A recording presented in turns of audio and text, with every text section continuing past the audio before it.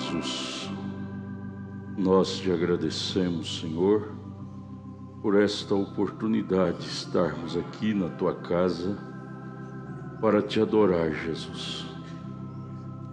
É o melhor lugar, é a melhor oportunidade que o Senhor pode conceder a um ser mortal como nós. Ajude-nos a desfrutar de um bom tempo em sua presença neste lugar. Sejamos ricamente abençoados por ti, na graça, na força do seu poder. Humildemente te pedimos, com o perdão de nossos pecados, em nome de Jesus. Amém. Senhor Jesus, nos abençoe, irmãos, nesta noite. Agradecemos a Deus por este privilégio, estarmos aqui juntos para continuar adorando a Deus. Nós adoramos a Deus em casa, no trabalho e, sobretudo, na igreja, né? Nossa vida é a contínua adoração a Deus. Nós vamos ficar de pé, vamos ler a Bíblia. Deus abençoe os irmãos que nos acompanham pela nossa página na internet. A leitura está em Números, capítulo 22, verso 31. Livro de Números, capítulo 22, verso 31. Então o Senhor abriu os olhos de Balaão, e ele viu o anjo do Senhor que estava no caminho, e a sua espada desembainhada na mão, pelo que inclinou a cabeça e prostrou-se sobre sua face. Senhor, nos abençoe em nome de Jesus. Podeis assentar. Nós estamos estudando esta preciosa mensagem pregada pelo profeta de Deus. Muda Deus seu parecer? Vamos prosseguir a partir do parágrafo 27, a página 4, parágrafo 27. Vamos extrair boas lições para nós nesta noite. Vamos começar aqui pensando em Balaão. Balaão, de uma forma carnal, não é? Poderíamos dizer assim, de uma forma carnal, perseguindo, ou seja, querendo destruir, amaldiçoar a Israel, tudo por falta de revelação de quem era Israel, não sabendo ele que Israel era a menina dos olhos de Deus. Ele sabia, Balaão sabia, mas de uma forma intelectual. Ele não sabia de uma forma revelada, ou seja, de coração. Há muitas pessoas que gostam da mensagem, desta mensagem a qual cremos, mas de uma forma intelectual, são simpatizantes, admiradores, de uma forma intelectual, carnal, pensando que é mais uma igreja, mais uma religião.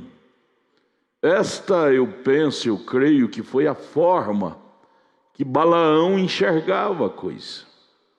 De uma forma intelectual, carnal, não de uma forma inteligente, como era Israel, qual era sua chamada, sua origem. Israel era a menina dos olhos de Deus, foi extraído da fé de Abraão, que chegou a ser expressa. Israel não vem de Isaque, o verdadeiro Israel de Deus vem de Cristo. Cristo estava naquele povo. Cristo estava naquele povo, porque por si mesmos jamais eles poderiam realizar o que eles realizaram. Abrir mar, abrir Jordão, vencer cananeus gigantes, muitas vezes maior do que eles, e caminhar pelo deserto e comida descer do céu, pão no fresco cada dia. Ali era o ministério de Cristo naquele povo. Balaão sabia disto, sabia que o sobrenatural acompanhava aquele povo. Porém, ele não sabia de uma forma revelada, ele pensava que era simplesmente um dom carismático, como muita gente pensa hoje, que este profeta, esse ministério que ele trouxe, que Deus através dele trouxe para nós, é um ministério carismático, como tem tantos pregadores carismáticos. Não é assim. É certo que ele teve os dons de cura, de libertação, de tanto da fé, de discernir, dons. Mas o ministério dele vai além, muito além de dons. Esse ministério, o qual Deus nos deu através do seu servo o profeta, nós não podemos ser como Balaão. Isso é para nós entender que este ministério é um mero dom carismático. Não, os dons, o irmão Brana foi muito claro, os dons foi como uma isca para chamar a atenção do povo. Uma isca, Deus dá os dons carismáticos na igreja, a igreja de Deus tem que ter os dons carismáticos, porque eles são acessórios. A igreja que não tem é a igreja morta. Mas os dons não é o carro-chefe. Os dons é uma isca, é uma chamada para atrair, uma atração, para chamar a atenção das pessoas. O Balaão entendia que Moisés era simplesmente um dom carismático, um dom assim, mesmo vendo ele o que Deus fizera através de Israel. Mas foi a causa dele ter coragem, ele foi muito corajoso, Balaão. Você leia capítulo 22, 23, 24, 25 de Números, você vê que ele foi muito corajoso, mesmo Deus dizendo para não ir, ele teimava e pedia a Deus uma vontade permissiva. Ele não via a coisa com a alma como deveria ver. Eu quero chamar a atenção da igreja, nós não podemos ver a mensagem de uma forma carnal.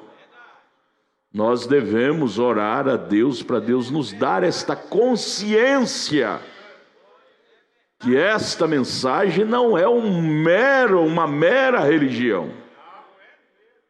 Senão nós vamos passar de balanita, crentes balanita, de pensar, é mais um grupo, posso ir contra eles que eu vou prosperar, vai dar certo, eu vou vencê-los. E não é assim. O próprio Balaão, quando foi tentar amaldiçoar eles, a língua de Balaão travou e da voz de Balaão saiu: benditos que te abençoarem e malditos que te amaldiçoarem. Da boca de Balaão saiu essa profecia para Israel. E isto é para nós hoje. Para nós hoje. Porque se nós não caminharmos, porque isso é questão de ousadia, para nós deslanchar na fé cristã, é lendo a palavra e orando. Aquela irmã perguntou para o irmão Brana: como eu posso fazer para me aprofundar mais em Cristo? Ele disse: é lendo a palavra e orando, lendo a Bíblia, lendo a mensagem, lendo a palavra e orando, para nós deslancharmos, ou seja, passar do crente Balaão e entrar para o crente Josué e Caleb. Existem os estágios. Saída do Egito, tem que passar na frente daqueles imitadores, Janes e Jambres. Foi a primeira fase. Moisés passou por eles, do Janes e Jambres.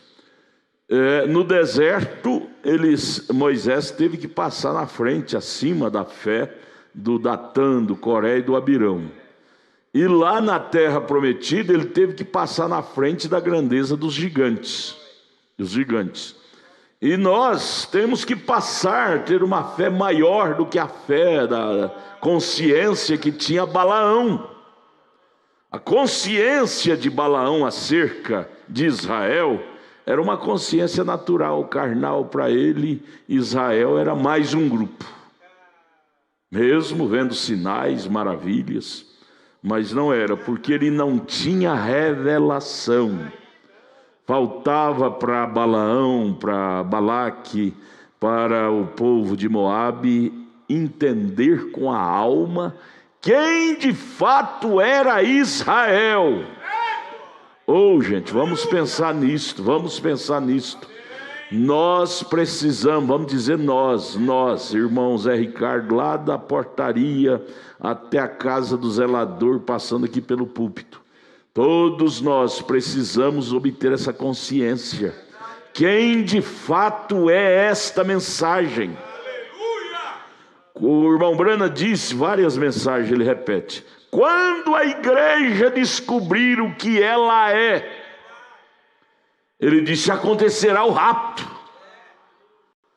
Quando nós descobrirmos o que é, o que cremos, o que é esta mensagem, gente, que é o melhor que Deus tinha no céu. É o melhor que Deus tinha no céu para os seres humanos aqui na terra. Ele enviou para nós nesta última era, que é a restauração de todas as coisas. Para isto, amados, vamos aproximar disto com muito critério, com uma consciência.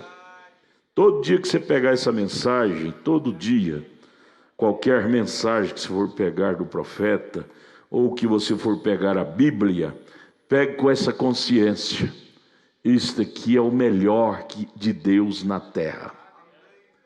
Isto é o melhor de Deus na terra. Ficou ruim, irmão. Do jeito que estava melhor. Do jeito que estava melhor. Porque ao nós colocar essa consciência em nosso coração, nós vamos acreditar mais. E você sabe o que vai acontecer? O sobrenatural vai estar mais presente, em mais evidência em nosso meio. Olha, se há uma coisa que nós temos que beliscar nossa consciência 24 horas por dia, é para não deixarmos adormecer, porque há uma tendência muito grande para os seres humanos adormecer, cair naquela amnésia espiritual, e ao ponto de entender que isso aqui é igual às outras religiões. Adormecer espiritualmente. Gente, isso traz desastres espirituais, desvia pessoas da fé. Por que as pessoas têm coragem de deixar a mensagem e ir para o mundo, ou ir para a denominação, ou ir para grupos de ismos?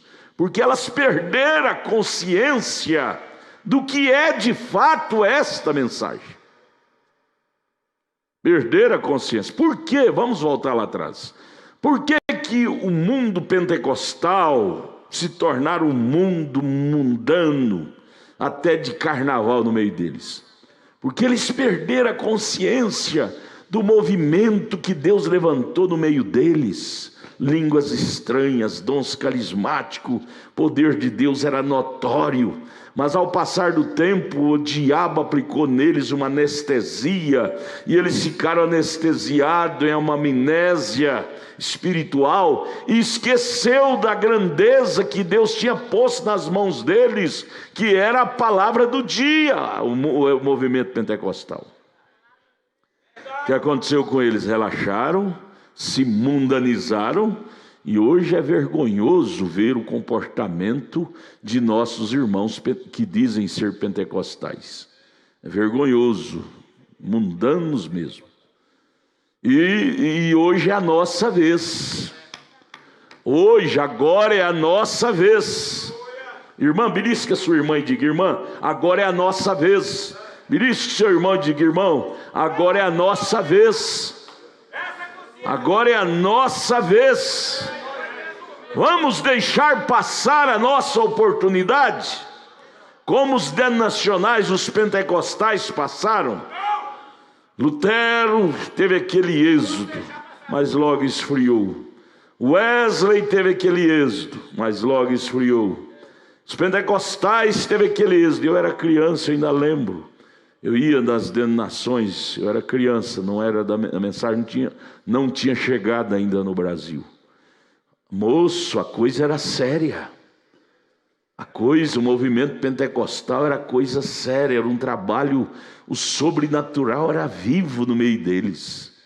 Eram pessoas sinceras, o que prometia cumpria, o que pegava emprestado devolvia, promessas eram cumpridas, eram pessoas sérias. Isso passou o quê? 50 anos, já caiu essa anestesia neles, e hoje estão piores do que os católicos, piores. Testemunho baixo, sujo. Perder a consciência do que Deus tinha posto nas mãos deles. Eu vi isso, eu lembro, eu era criança. O sobrenatural era visível nas reuniões deles. Era coisas fenomenais, milagres, prodígios, curas, presença do sobrenatural. Mas o que? Passou 50 anos, já chegou essa condição. Olha, faz 50 anos que o irmão Branham morreu, 55, não é? Foi 65 para 2019, 54. Já passou 50, né? 50 fala de jubileu. E você olha assim, muita gente que se diz da mensagem, irmão Francisco, tem caído anestesia e o mundanismo, mundanizando. Daqui a pouco, as evidências de Balaão vai estar neles. Ah não, esse grupo é como um de nós. Esse Israel, esse povo da mensagem, também é só dom carismático, é só isso. Não é não, gente. Esse aqui é o maior dos céus, descido na terra. Olha, Deus desceu na terra através desta mensagem do 7º anjo de Apocalipse, capítulo 10, versículo 7. Nós não podemos perder essa consciência que isto é o maior de Deus na terra. Ter o cuidado com aquela coisa de Balaão, suposição, interpretação própria, e esquecer do alto degrau espiritual que Deus nos colocou. Ter consciência de altura. Ô irmãos, isso é uma coisa muito tremenda, muito importante. Nós crentes termos consciência de altura. Nós estamos num lugar muito alto. Se nós não tivermos consciência de altura, vamos cair e esbagaçar lá embaixo, pior do que os pentecostais, que nós estamos muito mais alto que eles. Até porque a mensagem desta era é muito mais alta do que os dons carismáticos. É mensagem de restauração de todas as coisas. Mateus 17:11. Estamos muito mais alto. E se nós perder a consciência de altitude espiritual, vamos cair e esbagaçar. Tem aquele hino que diz: eu sei que eu estou num lugar muito alto, e se eu cair, eu me despedaço. Não brinque com coisa séria. Não brinquemos com coisa séria. Esta mensagem é coisa séria. Este evangelho é coisa séria.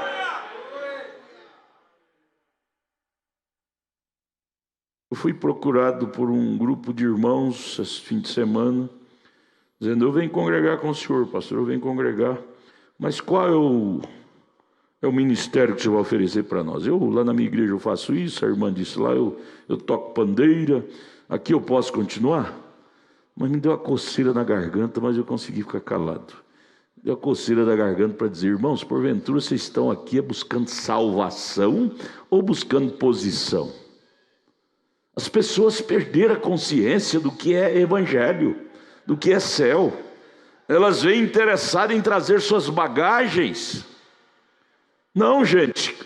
Saulo, está escrito lá na Bíblia, em Atos, que Saulo teve que passar 3 anos e meio no deserto da Arábia para fazer uma faxina espiritual de tudo que ele tinha aprendido com Gamaliel, desaprender para se encher da coisa correta de Deus, da coluna de fogo que cruzara seu caminho indo para Damasco. Mas as pessoas pensam que para servir a Deus, para ser cristão, tem que ter alguma posição. Não, nós temos que ter posição em Cristo. Efésios capítulo 6, verso 10 a seguir. Lugares celestiais é posição em Cristo. Em Cristo, a igreja, o laico, ocupa a posição altíssima na fé, no Espírito, em Cristo. Aqui não é lugar de mídia, fazer, como é que chama? Espetáculo, fazer mídia, se apresentar. Eu sou obreiro. Eles falam com tanto gosto. Eu sou obreiro lá na minha igreja, eu sou obreiro. E aí vem com aquela humildade falsa. Eu sou um coitadinho, mas eu não sou nada, mas eu sou um obreiro. Isso é nojento. Você tem que aprender a dizer: eu sou um cristão.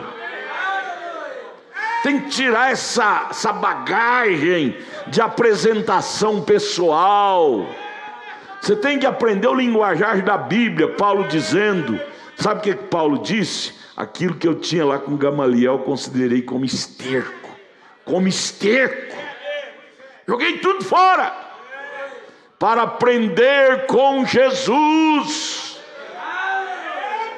Vinde a mim os que estão cansados e oprimidos, aprendei-vos de mim, que sou manso e humilde de coração. Aprender é com Jesus.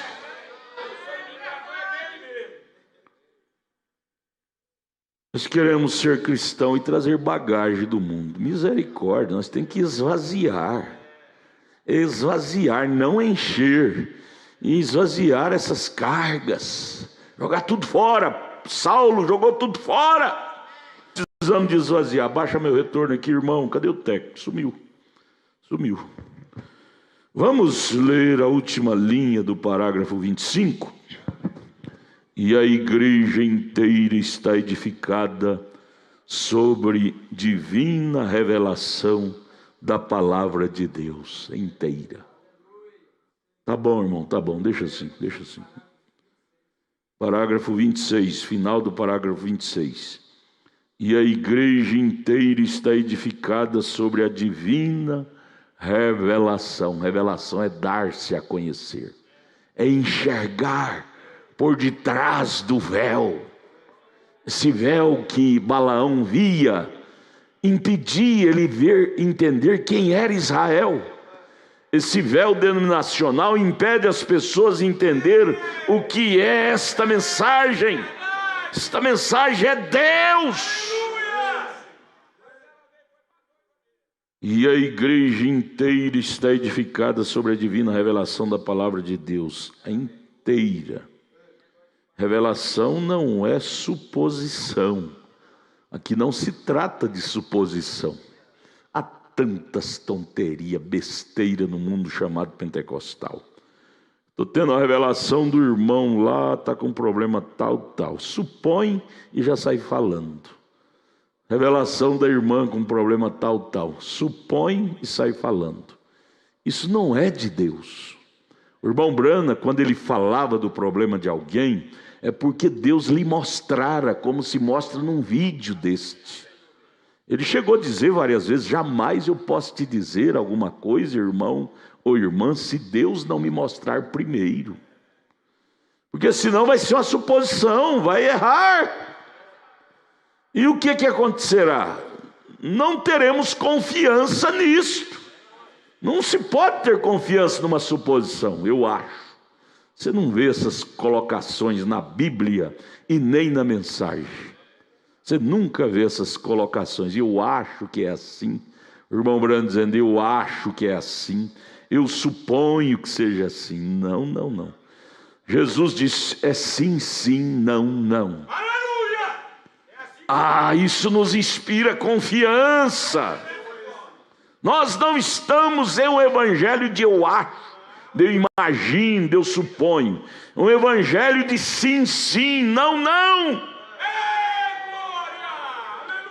Isto traz cura divina, traz segurança. Então vamos lá para o parágrafo 27. Jesus disse que sim. Um dia, descendo do monte, ele disse aos seus discípulos: quem dizeis que eu sou? O filho do homem sou? Ou quem diz o povo que eu sou? É São Mateus 16, né? E alguns deles disseram: bem, tu és Moisés, tu és Elias, ou um dos profetas. Ele disse: mas quem? Virou para os discípulos e disse: mas quem dizeis vós que eu sou? Ele queria uma palavra dos seus discípulos. Irmão, vamos segurar aqui, só isso aqui, ó. Deus quer uma palavra nossa. Nós somos o povo, discípulos de Jesus. Deus quer ouvir de nós uma palavra segura, como ele ouviu de Pedro. Pedro naquela hora tomou a palavra e disse: tu és o Cristo, o Filho do Deus vivo. Tu és o prometido. Tu és ele mesmo. Quer dizer, ele falou com segurança. Você precisa ter convicção própria. Virar para esta mensagem e dizer: esta mensagem é Mateus 17:11. Esta mensagem é Malaquias 4:6. Esta mensagem é Apocalipse 10:7. Sem sombra de dúvida. Nós não podemos ser pessoas indefinidas, indecisas. Jesus virou para o seu e disse: mas vós, quem dizeis que eu sou? A igreja dele, que era composta de 12 naquele tempo, tomou a palavra e disse: tu és o Cristo. Irmão, nossa fé não pode ter variação. Nossa carne é cheia de problemas, de espinhos, mas a nossa alma está segura. Você lembra que carne de Pedro era cheia de variação. Mateus 16, ele acabou de falar isso para Pedro, logo Pedro já deu uma variada, lá no próximos versículos. Jesus já teve que corrigir ele: Pedro, para trás de mim, Satanás. Pedro deixou o amor fíleo tomar conta dele, disse: mestre, não vai morrer não, pode não, vai morrer, não pode não. Jesus disse: para trás de mim. Pedro, você era tão revelado ali, agora aí não foi você que falou não, não foi a sua alma que falou não, aí foi sua carne, Pedro, para trás de mim. Assim é a carne nossa, mas a alma está segura. Parágrafo 29, Pedro fez esta grande declaração: tu és o Cristo, o Filho do Deus vivo. Parágrafo 30, Jesus virou e disse: bem-aventurado és tu, Simão, filho de Jonas, que aqui está a grande discussão entre os crentes, e aqui está. Agora, a Igreja Católica diz que ali ele edificou sua igreja sobre Pedro, a pessoa de Pedro. Por isso que ela chama Pedro do primeiro Papa. Pedro nunca nem sequer pisou em Roma, gente. Você lê a biografia de Pedro, ele nunca nem sequer pisou em Roma. Lá eles têm a sepultura de Pedro, tudo imitação. Eles dizem que foi edificado sobre Pedro, porque ele diz: tu és Pedro. A palavra Pedro quer dizer pequena pedra. Nem sempre sentido etimológico do dicionário é o sentido etimológico do que Jesus queria dizer. Viu? A palavra Pedro quer dizer pequena pedra. A igreja romana, por interpretação, pegou o sentido etimológico, disse é Pedro mesmo aí. A própria palavra Pedro quer dizer pedra. Jesus disse: sobre essa pedra edificarei a minha igreja. Jesus não estava dizendo de Pedro. Pedro era humano, ele falhou, negou a Jesus. Como que Deus podia edificar a igreja sobre um homem covarde? Diante de uma criadinha do sumo sacerdote, negou a Jesus. Não foi sobre o homem, Pedro, mas foi sobre aquela revelação da alma de Pedro. Ô irmão, nós podemos puxar para nós isso agora, irmão Francisco, e dizer: a igreja de Jesus não é edificada sobre o homem William Branham, sobre o homem Adalto, o homem Francisco. Não, ela é edificada sobre esta revelação que nós possuímos. A igreja eleita é edificada sobre a revelação que estava dentro de Pedro e está dentro de nós. Esta revelação nunca morreu, ela é o próprio Cristo. Aleluia. Ô irmão, você pode estar em qualquer estado físico, mas no estado espiritual sua alma está segura, sua alma é revelada, e a igreja está edificada sobre isso, é sobre a revelação de quem é Deus. Você sabe quem é Deus, você sabe quem é esta mensagem. Você ainda não é um amnésico, anestesiado para perder o respeito para com a mensagem. Glória a Deus.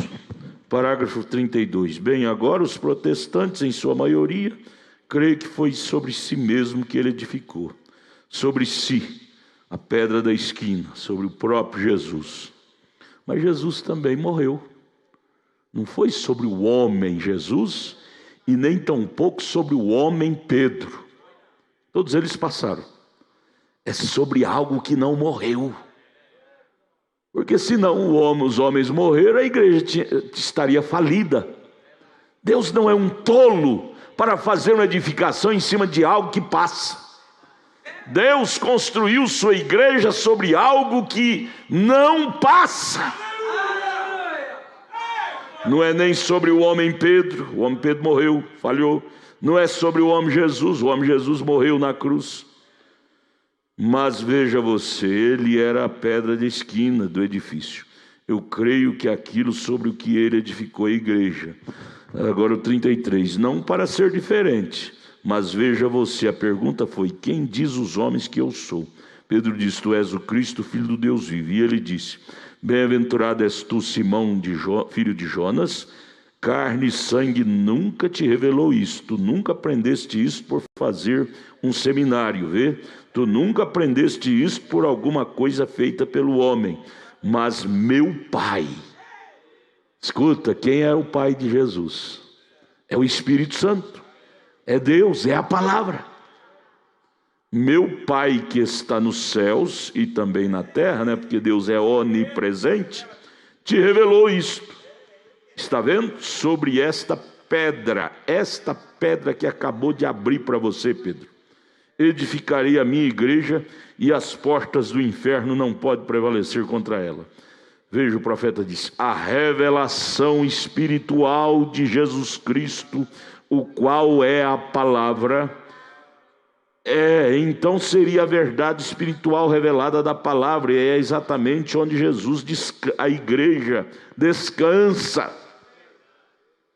É nessa pedra chamada revelação de quem é Deus.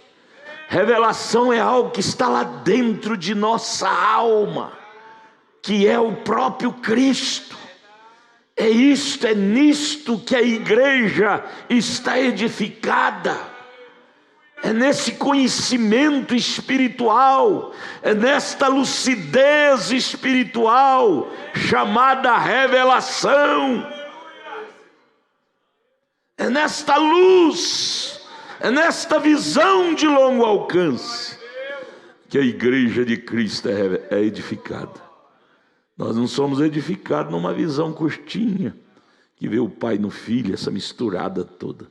Nós enxergamos mais longe. Nós enxergamos que não é Pedro, não é nem o homem Jesus, mas é aquele que estava morando em Jesus, é aquele que estava morando em Pedro, que Deus edificou a sua igreja. Revelação, o Espírito Santo, a palavra. Por isso, meus amados, deixa que falhem todos os homens. Isso nunca vai nos escandalizar, porque Deus não edificou a sua igreja em homem algum. Por isso nós não escandalizamos em homem. Por isso que Davi disse no Salmo 90, caia 1000 da minha esquerda, 10.000 da minha direita, e eu, porém, não serei abalado. Quando o homem, o crente, o cristão entende isto, ele não se escandaliza com nada. Porque nós não estamos numa estrutura pequena, ancorada nossa fé no homem. Não é nem William Branham, porque William Branham foi homem, ele também morreu. Senão, um dia que ele morresse, a palavra, os crentes, acabaria, a igreja de Jesus acabaria. Não, gente, é um pouquinho mais alto. Vamos subir um pouquinho mais alto para descobrir nossa origem. Aleluia! Nossa origem não veio de carne, não veio de sangue, veio do Espírito Santo. Nós estávamos naquela coluna de fogo, viemos e nos tornamos carne, mas ao sair dessa carne, voltaremos a ser logos, voltaremos a ter corpos eternos. De onde viemos, voltaremos. Oh, irmãos, isso nos tira de muita infantilidade, irmão Francisco, e muitas crenças, idolatrias. Nós não idolatramos o irmão Branham, nós o amamos como nosso profeta. Só que não é o homem, é o ofício que estava dentro dele, é o ministério que estava dentro dele. Este sim, nunca morreu.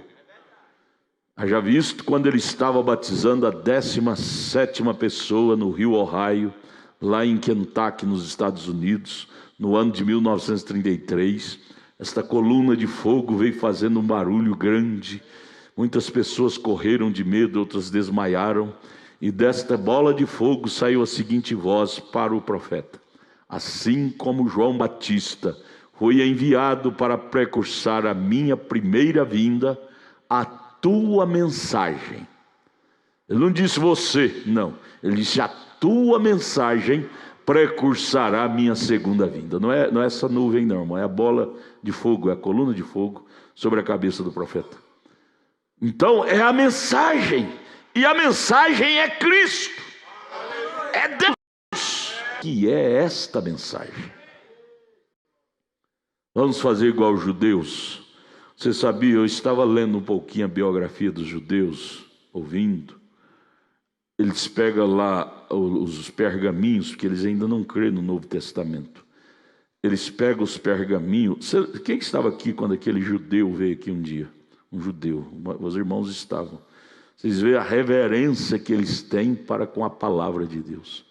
Eles colocam o turbante na cabeça, eles beijam a capa do pergaminho, para depois abrir com tanta devoção, com tanta reverência, porque eles sabem que dentro desses pergaminhos tem a palavra de Deus. Eles têm consciência, e isso deveria acontecer com cada crente, cada um de nós.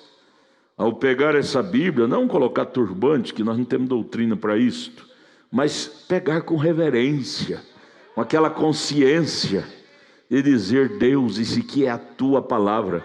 O irmão Branham, ele conta naquela mensagem, Melquisedeque, grande príncipe, não, é a mensagem, esqueço o nome. Ele conta que às vezes ele chegava assim, e via a Bíblia em cima da mesa dele, ele disse que arrepiava só de vê-la. arrepiava todinho só de ver a Bíblia. Com a consciência que ele tinha, o que é a Bíblia, ele começava a chorar e dizia: Deus, aqui tem palavras de vida eterna dentro disto. Deus, aqui tem palavra de cura divina dentro disto. Aqui tem palavra de salvação dentro disto. Ele começava a chorar só de olhar a Bíblia e ver, lembrar do conteúdo que está dentro disto. Nós deveríamos, irmão Zefirino, cultivar isso dentro de nós, essa cultura do que temos. O pior pobre é aquele que não valoriza o que tem. Gasta tudo, joga pela janela, pelo ralo. É o pior miserável, não sabe valorizar o que tem. E espiritualmente é a mesma forma. Nós nos tornamos pobres, temos tudo e às vezes não valorizamos. Vivemos mendigando como um maltrapilho, mendigando espiritualmente, paupérrimo, e possuindo tudo. Irmão, aqui dentro, aqui dentro tem voz de vida eterna.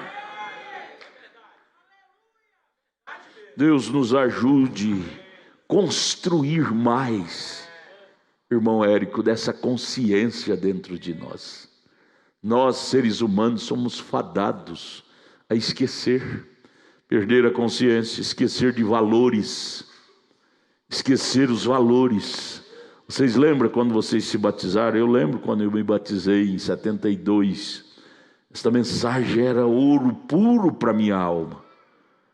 Nós temos que ter cuidado para isso não perder de vista da nossa consciência.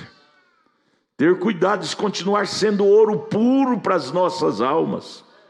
Essa semana o pastor William, lá de Caldas Novas, me ligou dizendo: pastor Adalto, que eu indiquei para ele ler aquele livro, Os Heróis da Fé. Ele me ligou agradecendo, dizendo: que livro bonito, comportamento daqueles heróis da fé. E aí ele me disse: eu estou lendo uma mensagem cada dia.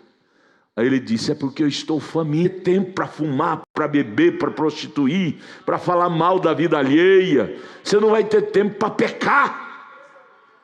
Nós envolvendo mais nosso tempo com Deus, nosso tempo para as coisas erradas não vai existir.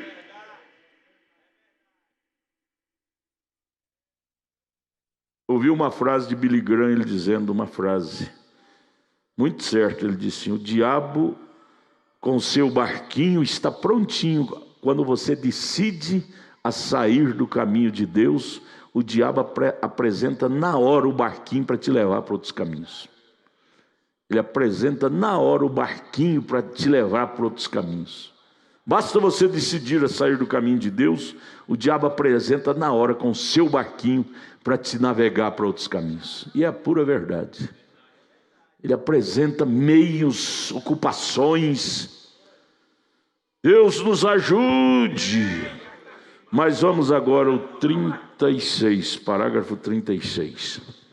E eu penso que isto é o que Abel teve no princípio, uma revelação espiritual de que não foi do fruto do campo, ou as obras das nossas mãos, ou coisa assim, foi sangue. Abel entendeu que a coisa não era frutos, legumes, a coisa foi sangue que foi derramado lá no coito que a Eva teve com a serpente.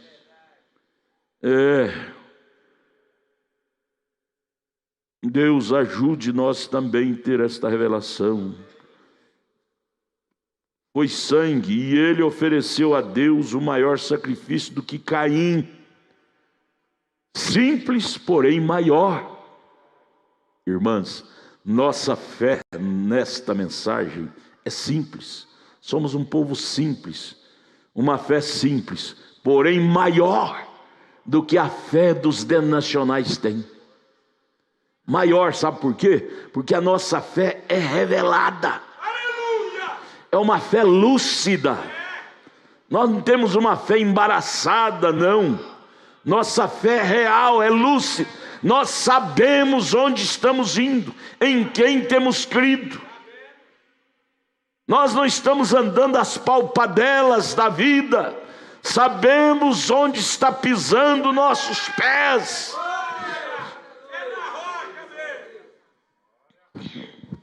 37, nós encontramos em Abraão e Ló a mesma coisa em uma escolha, porque Ló desceu quando chegou o tempo quando a igreja espiritual e a natural tiveram um desacordo, Abraão e Ló, por causa dos pastores deles, né?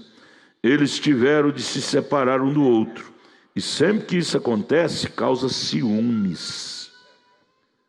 Sabe que Moabe é filho de Ló com suas filhas, e os moabitas, desde Números 22, onde acabamos de ler, desenvolveram ciúmes da descendência de Abraão. Desde lá, os pastores de Ló brigando com os pastores de Abraão. Os descendentes de Ló, moabita, brigando com os descendentes de Abraão, Israel. Ciúmes. Caim brigando com Abel até matá-lo. Ciúmes. Oh, irmão, eu fico tão feliz. Eu fico tão feliz em ver, irmão Érico, nós não temos que brigar com ninguém. Não temos que apedrejar ninguém. Abel não teve que apedrejar a Caim, não teve que brigar com Caim. Moisés, você não vê em momento nenhum Moisés brigando com Balaão, apedrejando Balaão. Jeremias, cá na frente você vai ver Jeremias e Ananias, aquele profeta Ananias. Jeremias profetizou que seria 70 anos de escravidão, que Israel estaria em Babilônia. Ananias veio com aquela profecia falsa para afrouxar as cordas. Disse, não, é 2 anos só, 2 anos. Você vê lá que Jeremias também não brigou com Ananias. Jeremias simplesmente disse, a profecia que cumpri, essa é de Deus. Preste atenção nos fatos e vamos comprovar. Ele não ficou com medo, porque aquilo que ele falara não foi ele que falou, foi Deus que falara na boca dele. Irmão, esta mensagem que o profeta trouxe, não foi ele que aprendeu entre 4 paredes em algum seminário, não. Foi a coluna de fogo que trouxe para ele. Leia a mensagem, 5º selo, parágrafo 112, ele disse, a coluna de fogo vinha e me mostrava tudo diferente do que eu tinha aprendido com Ellen White, com os adventistas e com as denominações. Eu anotava, tinha que fazer novas anotações.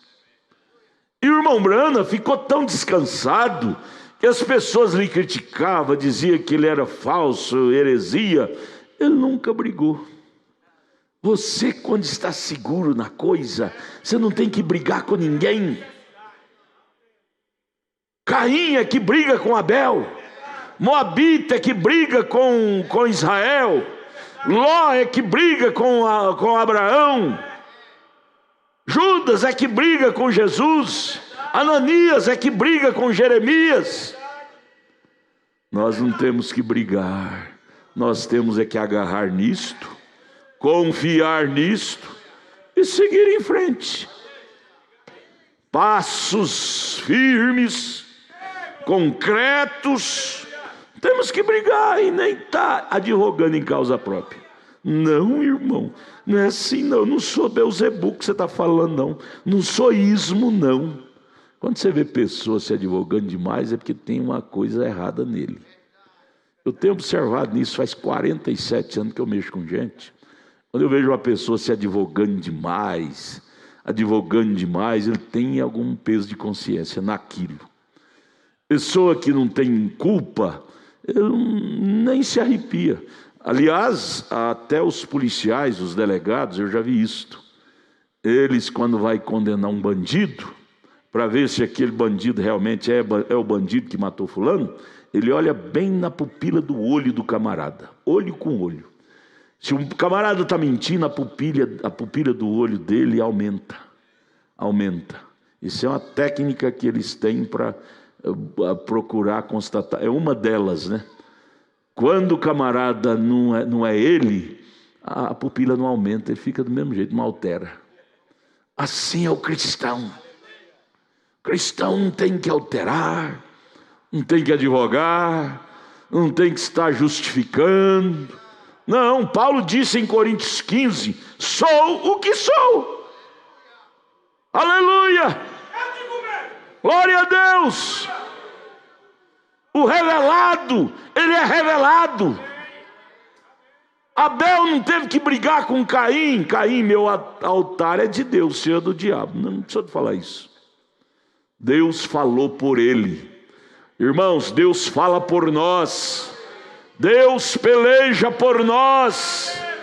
Esta obra não é de homem, esta obra é de Deus. E Deus tem pelejado por nós, e Ele vai continuar pelejando por nós. Confiemos nisto.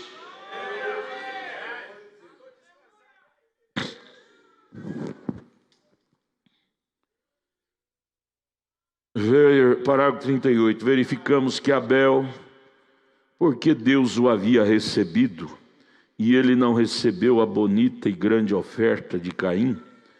Deus não recebeu aquele bonito altar de Caim, recebeu de Abel, que era feio e simples, pela qual ele tanto tinha labutado. Caim labutou demais para construir aquele altar. É oferta de carne para isso, para aquilo, é orar no monte, 7 dias de campanha para isso, 7 dias de campanha para aquilo. Labutam demais. Você sabia que o burro é muito mais trabalhador do que o cavalo? Porém o burro é um híbrido, não reproduz. Assim são os mulos. O irmão Brana fala isso em várias mensagens.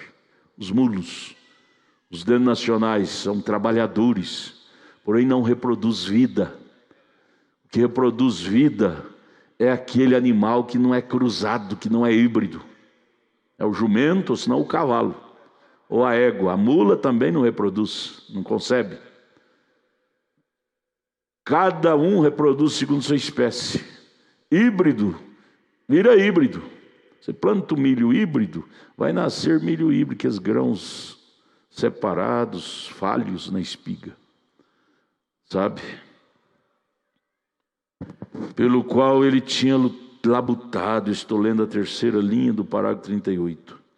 E era religioso, falando de Caim, e se curvou e adorou. Eles são adoradores, são religiosos, semente de Caim. E assim por diante, fez tudo o que Abel fez, Caim, menos o altar, né? Só que ele não teve a revelação do que era a verdade. Vamos perguntar: Abel, quem te contou que foi sangue? Abel disse: está na vista.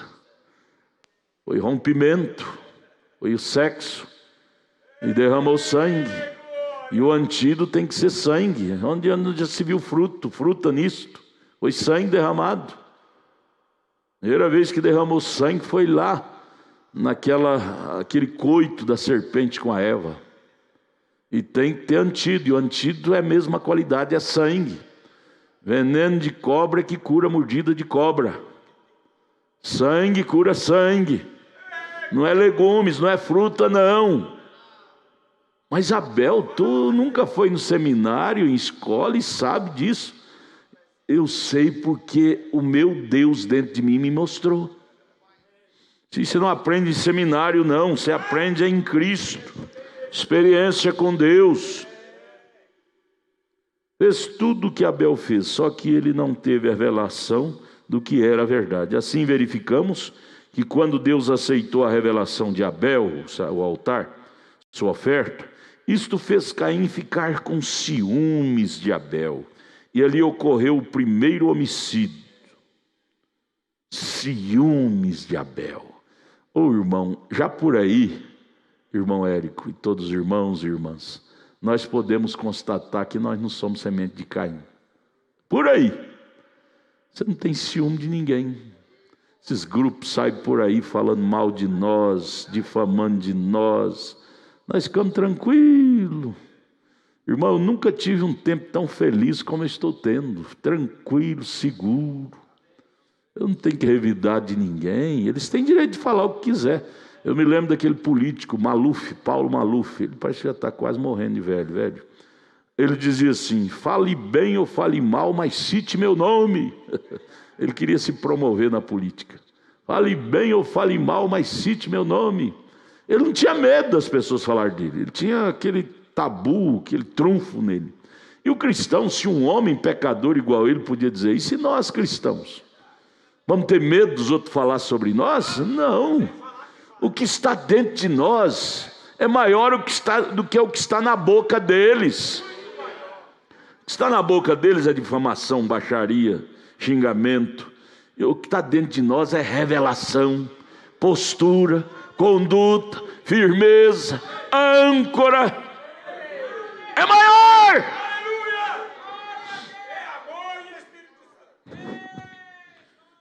E coisa, irmão Samuel, isto fez Caim ficar com ciúmes de Abel. Esse ciúme você vê até hoje, irmão Sandro. Você vê na cara das pessoas odiando você por você estar nesse caminho. Eles queriam te tirar disso de todo jeito. Faz campanha. 39. Nós verificamos que ciúme passou a existir entre os pastores de Abraão e de Ló, e eles tiveram de se separar. Foi ciúme dos pastores de Abraão, não de Abraão. Abraão não respondia pelos seus pastores. Cada um é responsável por si próprio.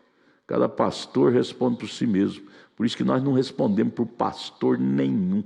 Nós respondemos pela nossa igreja local. Abraão não respondia por pastores nenhum dele. Ele respondia pelo ele, a Sara, seu filho, e pela sua casa local.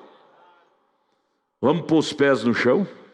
Você fica brigando por causa de igreja do A, do B, do C? Não, nós respondemos pela nossa igreja local. É o que Josué disse: eu e minha casa serviremos ao Senhor. Eu e meu povo, eu e minha igreja. Glória! Ô irmão, isso dá segurança na gente. Isso dá segurança em nós. Veja o 39. Verificamos que ciúme passou a existir entre os pastores de Abraão e de Ló, e eles tiveram de se separar. Verificamos que Moisés e Corá também tiveram um desacordo. Jesus e Judas tiveram um desacordo. Parágrafo 40.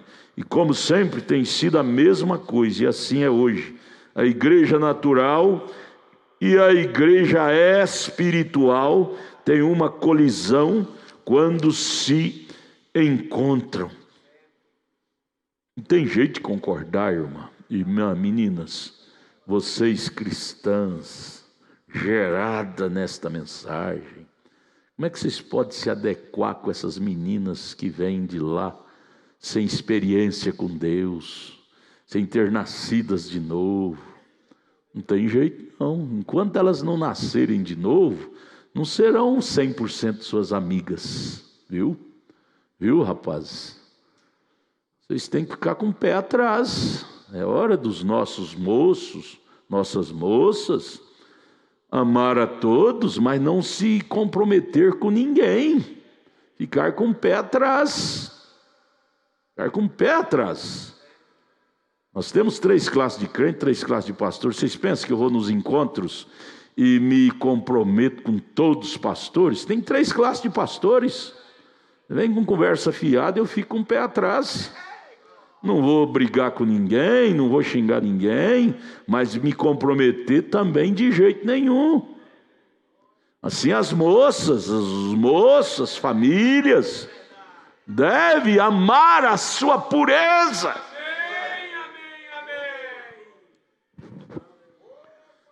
Veja, o natural e o espiritual, quando se encontram. Agora é página 6. Agora o natural tenta se equiparar ao espiritual, sempre com uma personificação carnal, que é se imitar, mas não com o novo nascimento, mas com a personificação. Imitação, não novo nascimento. É diferente, gente. É diferente, Moedinho. O senhor é um homem que tem lucidez. Você está cheio de espinho, mas sua alma não tem nenhum espinho. Quando você vê um crente nascido de novo, é diferente de um crente carnal. Você vê que a pessoa está fazendo força para mostrar um bom testemunho, força. É mostrar a coisa assim na marra, forçado. Não, novo nascimento, gente, não precisa de forçar, a coisa vem. Coisa vem. Acontece. Agora o natural tenta se equiparar ao espiritual. O Balaão queria se equiparar a Israel, sempre com uma personificação carnal. Mas como foi com Esaú e Jacó, isso não funciona. Esaú nunca foi um Jacó. Queria forçar. Esaú, irmão Brana chega a dizer, o comportamento de Esaú era 1000 vezes melhor do que o de Jacó. Esaú cuidava do pai, da mãe, da casa, da fazenda do pai. Jacó era um desmiolado, vagante. Só que o dia que Jacó teve aquele encontro com Deus no vale de Jaboque, Esaú nunca pôde se equiparar a Jacó. Jacó foi um nascido de novo. A coisa mudou. Irmão, a coisa vai mudar para você. Vai mudar para você, irmã. Fica com medo não. Fique no posto do seu dever, que o vale de Jaboque vai chegar e o quadro vai mudar, irmão Edinho. Esse quadro vai mudar. Tenha paciência com Deus. Não desanime. Sabendo que no que é verdadeiro estamos, e estando nisto, por si mesmo, cumprirá a tremenda vitória do amor divino. Que nós temos que ter convicção aonde estamos. Jacó tinha convicção que ele estava no vale de Jaboque. Ele disse, aqui é o lugar, daqui eu não saindo daqui, vai haver uma mudança em mim. Você tem que ter convicção de você está. Você está nesse vale de Jaboque, que é a mensagem da hora. A mudança é automática. Comece a comer dessa palavra, crer nela, segurar nela. Tudo que você precisa virá através dela. Aleluia! Glória a Deus. 41. Deus tem sua igreja chamada, nomeada, colocada à parte, ou seja, separada, e na era em que ela vive, Ele se revelará a ela todas as vezes, exatamente como Ele disse em Romanos capítulo 8, para que a presciência ou a predestinação de Deus ficasse firme. Caim, eu quero dizer, Esaú e Jacó, 42. Antes que qualquer dos meninos houvesse nascido, lá no ventre da mãe, ele já era eleito. Jacó eleito para Deus e Esaú eleito para o diabo. Antes que houvesse nascido, antes que até mesmo tivesse tido chance de fazer uma escolha, Deus disse, eu aborreço Esaú e amo Jacó, porque ele sabia o que estava neles desde o princípio, e nós sabemos o que está em nós. Deus, quando os 2 meninos estavam no ventre da mãe, Deus já deu as características. Um é meu, o outro não é. Um tem o meu espírito, o outro não tem. O outro tem aquele espírito deturpado, que o diabo deturpou lá no céu, enganando a terça parte deles. Aqueles espíritos enganados desceu e veio morar em criança. Quando o feto nasceu da mãe, foi liberado um espírito enganado, que o diabo enganou lá no céu. Terça parte, é maior o número dos espíritos enganados, uma parte só que o diabo não conseguiu enganar. Você tem que dar glória a Deus, que você faz parte dessa uma parte, que não foi enganada por Satanás lá. Por você não ter sido enganado lá, você não é enganado aqui. Jacó recebeu um espírito que não era enganado, Esaú recebeu, Jacó não. Por isso Deus disse, eu amei Jacó e aborreci Esaú, que o espírito que virá encarnar naquele feto, terá o nome de Esaú, será um espírito caído, que a serpente lá de Apocalipse 12 enganou, passou o rabo dela, o Lúcifer, e enganou lá no céu. Ô irmã, você tem que dar glória a Deus de você ter recebido o Espírito que não foi enganado lá no céu por Lúcifer, aquela terça parte de espíritos caídos. Você não participa dela. Nós não recebemos deles, nós recebemos daquele Espírito que não caiu. Aleluia. Oh, gente, isso é maravilhoso, mas o tempo não permite, irmão Samuel. Olha, domingo não esqueça de trazer a mensagem Adoção, volume 1. Isso é lindo, isso é bom passar a noite toda. Amém, vamos ficar de pé. Agradecermos a Deus por esta palavra que Ele tem falado conosco. Senhor nosso Deus e Pai, nós estamos felizes, Pai, satisfeito com a Tua bondade, com o Teu amor, ó Deus, de ter nos escolhido, Pai, nos colocado neste lugar. A Tua palavra, Senhor, isto identifica com o que está dentro de nossas almas, porque nós podemos dizer amém para cada palavra, Senhor. Ó Deus, que o Senhor aceita a nossa adoração, Pai, que o Senhor aceite, ó Pai, pois é de nosso coração, é de toda a nossa alma. Nós também te agradecemos, ó Deus, por esta palavra, por estes ensinamentos, ó Deus, pelo nosso pastor, pelo que ele tem dado para esta igreja, Senhor, a sua dedicação.